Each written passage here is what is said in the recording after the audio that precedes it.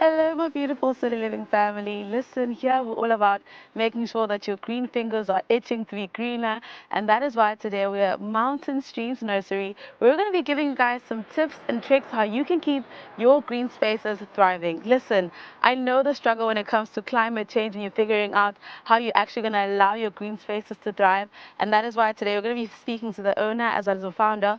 Richard is going to be giving us some tips on how we can continue to thrive in our green spaces. So, ladies and gentlemen, let's stop talking, let's head inside and step into the world of the beautiful greenery. Come with me.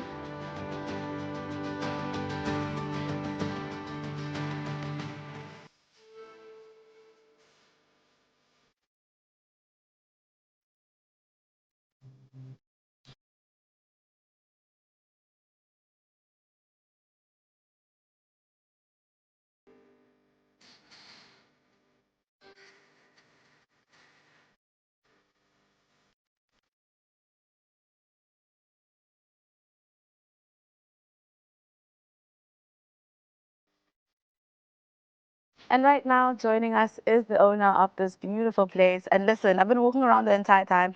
I've been like, Richard, this is spectacular. And he's like, oh, it takes passion. He's been doing it for a while, but he's been very humble. So thank you so much for joining us today and welcome to the show, sir. Thanks very much.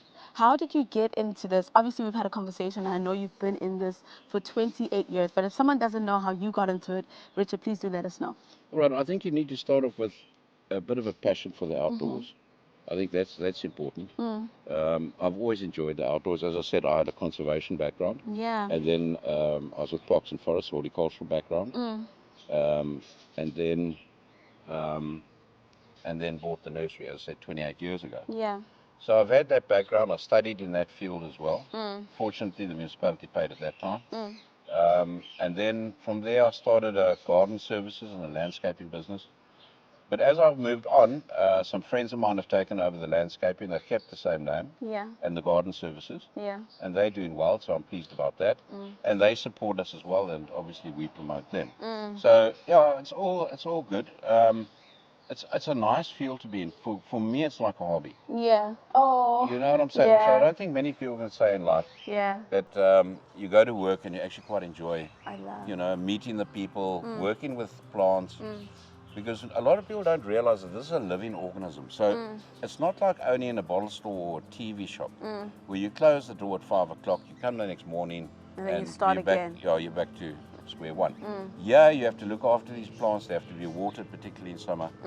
And they need to be fed, obviously, like everything that's human or that's living. They need to be pruned and they need to be looked after. So, and the pests and all that sort of thing. So you have to keep your hand on it all the time. Yeah. But fortunately, I've got very good staff, salespeople, and the staff that have been with me have been here a long time. Oh, I love that. So little Reno that I introduced you to just now, Reno Lowe, he's been with me for over 12 years. Wow. So a loyal guy. He knows, a lot about plants. Yeah. He can actually help the customers and all that sort of thing as well. And so he's passionate about it as well. when we speak about plants, when we walk in here, we see a diverse, and I love the fact that you've grouped them up. So talk to me about what you can find when someone comes to Mountain Streams Nursery. Well, you can find anything. That we don't stock, we'll try our utmost. We've got a request book Okay. to get hold of it. Okay. As I said before, we don't really go for these plant breeder right plants. Apart from being very expensive, you tend to find that they cannot handle the conditions here. Yeah. The conditions here are horrific. As I said, the wind is born here in summer and it's extremely hot. So yeah, you need the plants that are hardened off that can handle these conditions. Yeah. And when you speak about conditions, especially when it comes to where we're coming from in Cape Town, a lot of people are keeping them indoors or maybe in like small gardens. That's right. What do you think are the mistakes that we're making so that, because sometimes our plants die a little quickly, what do you think are the mistakes that, the average person is making and then their green spaces are not thriving? I think there's a lot of things. First of all, indoor plants. Yeah. People tend to look after them too much. They care for them too much. So what they tend to do, they tend to overwater them. And instead of just letting them dry out, all these plants can take a bit of drought, and they'll whittle a bit, and then you can water them and they'll revive themselves. But people tend to water, and then basically the roots start rotting.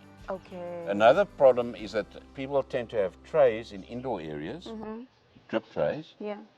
They'll water the plant, and then the water will stand in the tray for days. Okay. You see, so the roots aren't getting oxygen, and basically it's a situation that they're going to die. Okay. So that's a very common problem with indoor plants or potted plants.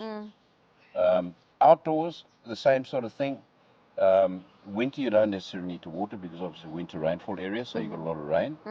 But in summer, very definitely, you need to water, you need to fertilize, you need to look after these plants. They're outdoors now. Okay. You know What would you recommend for the people who are like, I need a low maintenance plant. I still want a plant. I still want to be a plant mom or dad, but something very low maintenance. Well, there's a lot of plants, a lot of water-wise type plants, but no plant is going to look after itself. Okay. So it doesn't matter even if you plant an aloe. Unless you plant it in the winter, it hardens off into the summer, that should be fine. Yeah. But if you in the middle of summer take an aloe or succulent and you put it in the garden, it still needs a little bit of water to get it going. Yeah. And a lot of the proteas, the feinbos type plants, the same sort of thing. They do need to have water and attention going forward. Once they're established, then you can forget about the watering regime. So yeah, that's basically it. What I love about the fact that when people come here, it's also like a one-shop stop when it comes to plants, and you guys have really made it that accessible for a reason. So please let us know if someone is wanting to reach out, wanting more plants, where can we get a hold of you, and how they find this beautiful place on the internet if theirs? Okay, so it's Mountain Streams Nursery.